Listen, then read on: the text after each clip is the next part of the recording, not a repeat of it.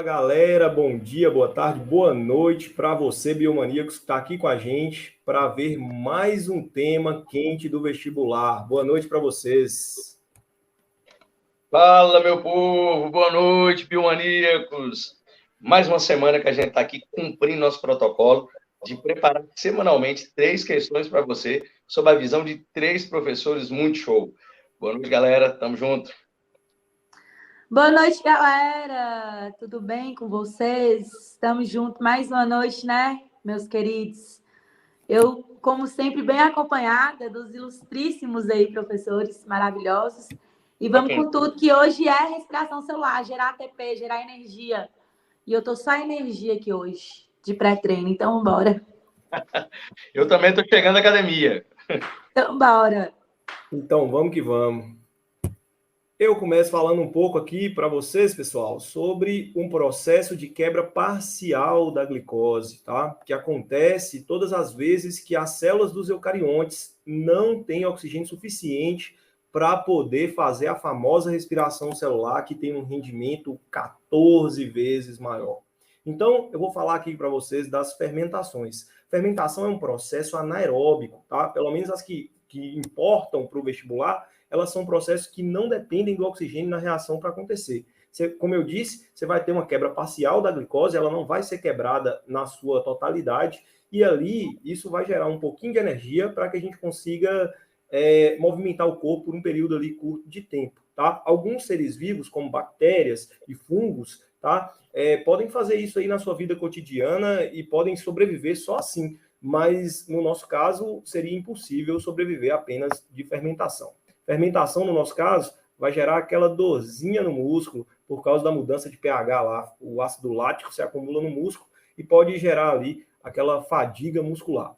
Então, vamos lá. A glicose, ela, no citoplasma da célula, ela vai ser quebrada. Tá? Mas para ser quebrada, você tem que investir 2 ATPs para fosfatar a molécula e ela se transformar em frutose 1,6 de fosfato.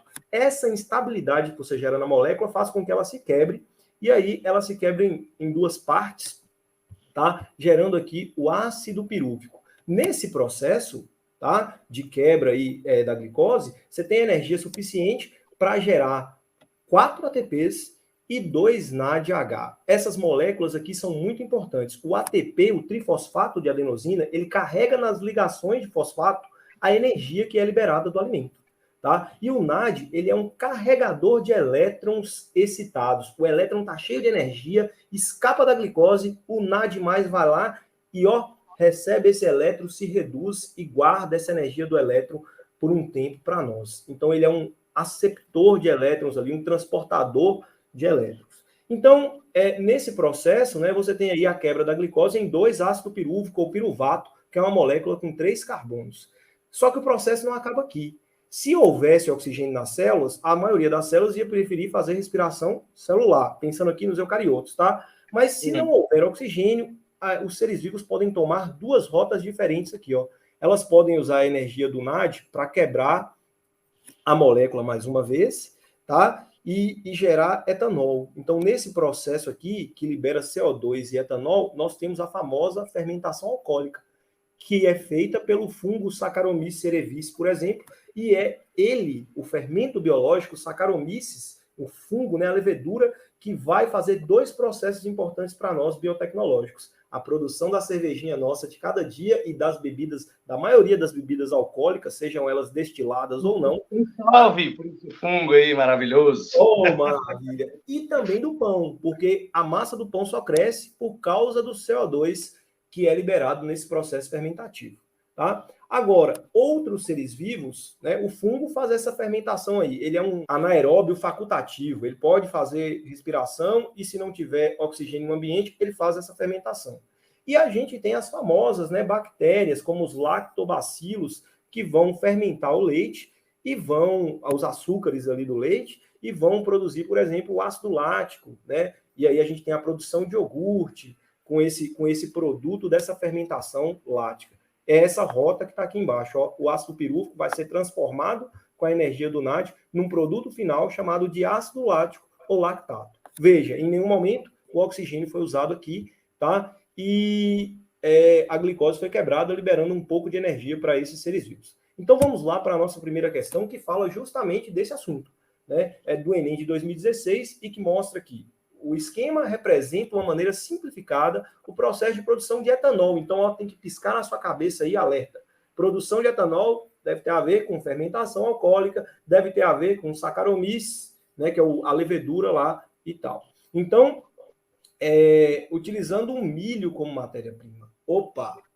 Essa fermentação aqui é característica lá dos Estados Unidos. Aqui no Brasil, a gente fermenta cana-de-açúcar, e a cana-de-açúcar tem a sacarose, que o próprio fungo consegue degradar, quebrar, digerir ali aquele disacarídeo e transformar em glicose mais frutose.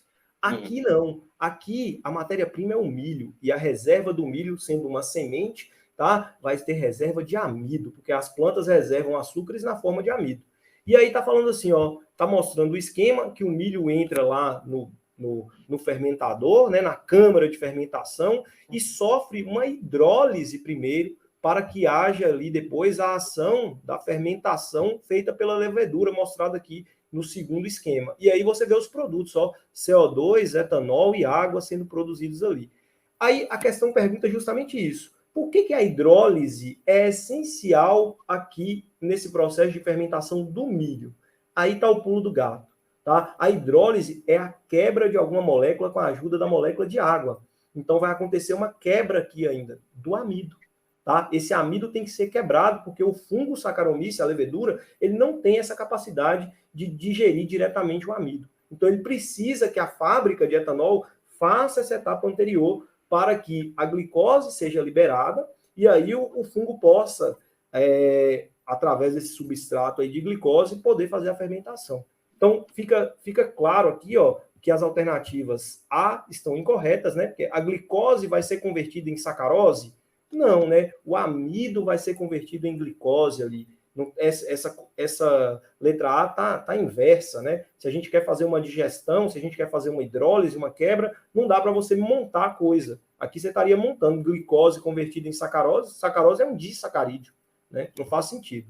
Letra B. As enzimas dessa planta sejam ativadas. Que planta? Do milho? A gente precisa da ação aqui na fermentação, é do fungo, não precisa ativar enzima nenhuma do milho, não. O milho ali é só uma matéria-prima. Maceração favorece a solubilização em água. Também não faz muito sentido. Aqui fala de hidrólise, e hidrólise é uma reação química. Maceração é mastigar, é quebrar em menor parte, mas um processo físico. E aí a gente fica com a letra D. O amido seja transformado em substratos, ou seja, coisas utilizáveis pela levedura, já que o amido mesmo não pode ser digerido diretamente por ela. Tá? Então, a nossa resposta correta aqui dessa questão é sim a letra D. Tá? Letra E, os grãos de diferentes composições químicas sejam padronizados. Milho é milho, cara, e a reserva do milho é amido. Os grãos já estão padronizados, tá? Não tem essa, não. Então, fica aí a minha contribuição para você nesse tema de bioenergética e eu passo a bola para o meu amigo Fabiano. Vai lá, Fabiano. Vou fazer igual no The Voice. Agora eu. Cara, eu acho essa questão muito massa, porque, assim, dá para a gente trabalhar um pouquinho de bioquímica, lembrando, assim, de macromolécula, né? Você pensa no milho chegando, é amido. Aí tem essa hidrólise ali que vai jogar para um disacarídeo. E só depois, aí você vai ter o papel do micro-organismo realmente que está fazendo a fermentação alcoólica. Lembrando, pessoal, que a gente tem fermentação alcoólica em muitas questões do Enem, assim, fermentação cai pra caramba, e a alcoólica especialmente. Até porque, como a gente vive aí essa crise ambiental que a gente já falou, o etanol é considerado um biocombustível. Então, assim, vai cair muita coisa de etanol, você pode ter certeza, e essa produção é uma produção milenar, né? E utiliza o que a gente chama de biotecnologia, né? Você está utilizando seres vivos com uma técnica, que nós chamamos de biotecnologia. Então, é uma questão que a gente pode enxergar por vários prismas aqui. Minha contribuição para a questão seria essa. Muito bem. Eu tenho só uma observação que os meninos, eles costumam confundir muito quando tem um exemplo, por exemplo, de pizza, de pão, associando a fermentação alcoólica por conta do produto que é o etanol. E lembrando que quando acontecem essas fermentações de pães, pizzas, etc., o álcool ele é evaporado quando ele tem contato com uma temperatura maior. Então, assim, não confundam o fato de vocês não sentirem o álcool, né? Porque às vezes associa a fermentação alcoólica só a bebidas, né? A destilados e tal. Sim, né? Então, às vezes, eles têm essa confusãozinha assim na cabeça. Pessoal, o ciclo do nitrogênio ele é muito temido pela galera em geral, mas, cara, é o ciclo que eu mais gosto, sabe? Porque, assim, a gente consegue trabalhar uma série de reações, metabolismo, assim, a rodo. Então, assim, eu gosto muito de trabalhar ciclo do nitrogênio. Então, basicamente, a gente tem um ciclo, a gente tem uma fixação abiótica, né? Que não necessariamente depende dos seres vivos, mas ela é em torno de 5% só. E nós sabemos que aí a gente precisa de umas bactériazinhas que ficam ali com as plantas leguminosas, e aí você tem a associação mutualística. Só que nem toda planta é leguminosa. É aí que vai entrar as bactérias do ciclo do nitrogênio, né? Aí você forma lá amônia, com uma fixação que você gera, e aí você tem o que? A nitrossomona, que converte nitrito que converte amônia em nitrito. Só que o que você tem ali? Depois você tem a nitrobacter, que vai transformar nitrito em nitrato. Então vamos lá rapidinho. Gente, o nitrito é uma substância insolúvel. Então não é interessante para a planta capturar aquele nitrito. Então eu preciso chegar no nitrato, beleza? Então o que eu tenho? Nitrossomona faz um processo chamado de nitrosação, que é transformar a amônia em nitrito. E depois eu tenho a nitrobacter, que transforma o nitrito em nitrato. Beleza, a planta absorveu. Só como a gente está falando de ciclo, eu preciso voltar a ser nitrogênio gasoso. Porque aproximadamente 78% do ar é nitrogênio. E sempre que eu estou fazendo a medida, está voltando esse nitrogênio. Aí você fala assim, pô, professor, o que rolou aí? Gente, quando eu peguei nitrossomona e nitrobacter, o processo inteiro é chamado de nitrificação. Que ele tem duas etapas, né? Que o ciclo aí a gente está vendo. Que tem a nitrosação, né? E depois eu tenho a nitratação. Os dois juntos formam a nitrosação. Formou o nitrato. Só que o nitrato, ele é convertido em nitrogênio gasoso novamente. E aí vão entrar umas bactérias chamadas de pseudomonas. Pseudomonas, galera, vai fazer produtos nitrogenados e nitrato voltar a ser nitrogênio gasoso. Então vai desnitrificar ou denitrificar, que a gente fala. Tá. Agora, joga na questão, por favor, João Ronald. Na questão. Aí, tá na tela. Uma questão que caiu no SAS, né? Aí, assim, galera, não preocupe com o balanceamento aqui agora, não. Né? Vamos explorar a biologia do negócio. Mas eu tenho glicose, e aí a glicose ela reage com nitrato, com hidrogênio. Então, a nitrossomona, desculpa, a pseudomona está fazendo isso. E aí, o que ela vai fazer no final? Se eu tenho Lavoisier, tudo que está aqui no reagente tem que sair no produto. Por isso que é importante entender balanceamento de química, né? Mas aqui você não vai precisar, não. Porque, olha só, eu estou vendo que o nitrogênio gasoso está sendo liberado aí. E aí depois gera energia. Essa pseudomona, ela está fazendo um processo que nós chamamos de respiração anaeróbia, que não é nem a fermentação que produz pouco ATP e nem a respiração aeróbia que usa o oxigênio como aceitor final e o saldo energético é muito maior. A gente vai ter um saldo intermediário. Vamos imaginar que o saldo ele é intermediário entre 2 e mais de 30 ATP. Basicamente é isso. Aí perguntou o seguinte, mostrou a reação, aí você fala, Fabiana, eu preciso associar a química à biologia? Precisa. Você está vendo que está entrando nitrato e está convertendo em nitrogênio gasoso. Quem faz isso? Aí você tem que lembrar que é a pseudomona. A pseudomona, ela está fazendo um processo de quê? Ela está desnitrificando. Então, a letra A não serve, que é fixadora. A fixadora, ela vai capturar o nitrogênio gasoso e converter em amônia ali. Nitrificante, as que eu acabei de falar, né? É produzir nitrato no final. Aí eu vou pegar a última lá, decompositora, está fazendo decomposição. Na verdade, pessoal, decomposição converte o que? Substância orgânica morta em substância inorgânica. Quem é que seria, então? Letra C, é uma questão boa do SAS, é uma questão estilo Enem aí, são as bactérias desnitrificantes. Ah, e só lembrando, pode até ser que os meninos vão falar isso aí, se falar, ótimo, complementa. As bactérias nitrificantes, elas estão fazendo quimiossíntese, tá, pessoal? A nitrossomona e a nitrobacter faz quimiossíntese.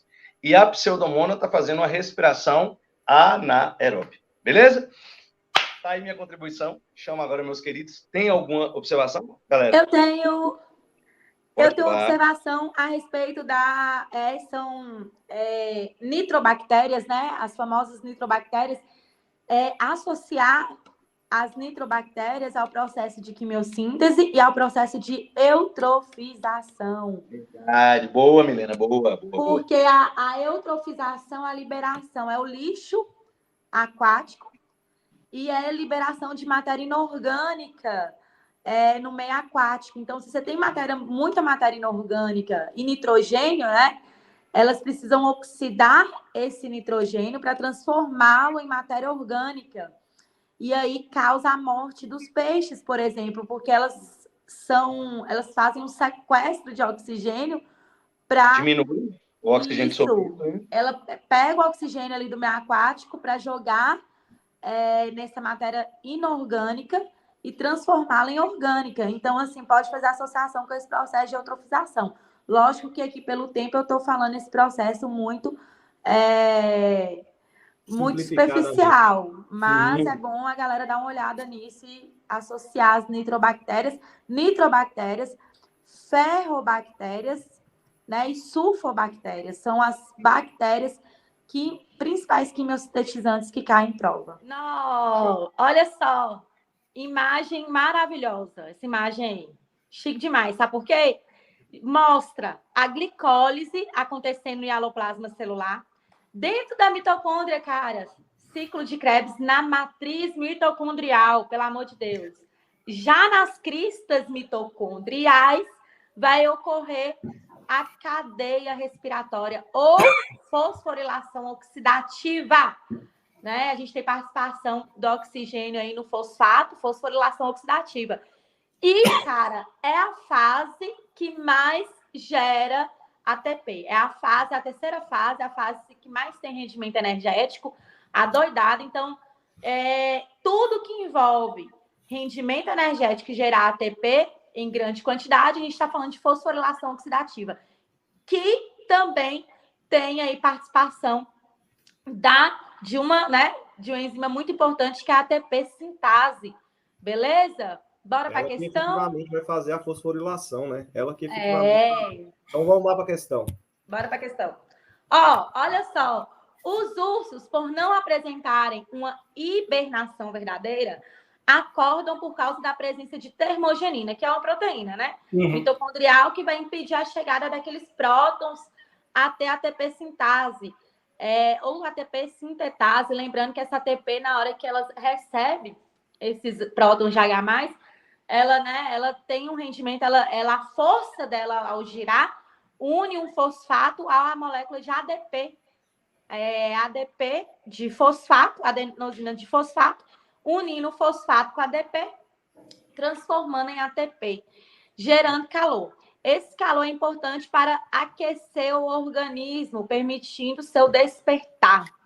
Em qual etapa do metabolismo energético celular a termogenina interfere? Cara, se a gente está falando de ATP sintase ou ATP sintetase, ou essa fase, isso aí está na terceira fase, na fosforilação oxidativa, que é onde ela participa, que ela recebe esses prótons aí de H+, e é a força desses prótons de H+, ao passar por ela, une um fosfato a um ADP, originando um ATP. Então, na glicólise não poderia ser, que é o gabarito letra A, né? A alternativa letra A não poderia ser, porque a glicólise está acontecendo lá no hialoplasma da célula. Uma fase anaeróbica, uma fase que não tem participação de oxigênio, não tem como ocorrer oxidação. Ciclo do ácido cítrico, também não, porque é na matriz mitocondrial e não tem participação da ATP sintase, tá? Fermentação lática. Fermentação lática é uma via alternativa que o corpo faz para gerar o mínimo de ATP aí, porque provavelmente aquele ser está sem oxigênio dentro da mitocôndria para fazer respiração celular, e aí vai gerar ácido lático. Lembra lá da fadiga muscular, né? Tecido muscular faz muito fermentação quando falta oxigênio, liberando ácido lático, causando fadiga muscular, cansaço, né? Algumas câimbras aí. Letra E, oxidação do piruvato, também não, porque isso ocorreria lá na matriz mitocondrial, lá no ciclo do ácido cítrico. Então, o gabaritaço ali, letra C, fosforilação oxidativa. Cara, só de ler ATP sintase, galerinha, vocês já iam lá na letra C. Porque é a fase que eu tenho ATP sintase participando dessa respiração celular e gerando muita energia, muito ATP. Pode falar, Fábio. Eu queria falar o seguinte, então, esse é o tipo de questão, galera, que se você já tem conhecimento prévio, você já sai na frente de um monte de gente. Pô, ATP sintase, você vai lembrar de quê? De cadeia respiratória, então é aqui que está o negócio. Cara, se você não lembra disso, a questão, ela te traz um monte de informações legais, que ela já vem falando que o úlcero não faz hibernação. Eu não sei por que cargas d'água, galera, tem aluno que fala, o hiberna. Então, assim, por conceito em biologia, eles não hibernam. Eles conseguem abaixar o seu metabolismo, né, e baixa pra caramba. E é tanto que o urso, ele é gordinho e ao final do inverno ele tá magrinho. Isso quer dizer que aí você entra em outro conceito de biologia, que é quando a gente fala de lipídio e de função, de fisiologia lipídica. Que é o quê? É trabalhar como reserva energética. Então, é uma boa questão para a gente estudar muita coisa. É uma questão que você não estuda só metabolismo energético, não. Você pode estudar bioquímica, você pode estudar uma série de coisas. E tem que tomar cuidado, porque essa questão, ela induz um erro aí, né? Porque se a gente está falando de oxidação, pode ser que a galerinha ia ali na letra E. Sim. Então, assim, como a gente está falando de fases aeróbicas, as fases aeróbicas da respiração celular são, na verdade, são ciclo de Krebs, né? Matriz mitocondrial e cadeia respiratória, mas ATP sintase só na cadeia respiratória. Certo, muito bem. Ronald, uma observação, Ronald digitou. Então eu não tenho nada a dizer depois de uma complementação dessa aí, né? Então eu só vou deixar aqui o meu tchau para vocês. A gente está acabando aqui o vídeo. Eu espero que vocês tenham gostado. Eu espero que vocês sigam a gente nas nossas redes sociais e continuem os vídeos. Até a próxima. Valeu, galera. Até mais. Até a próxima. Valeu.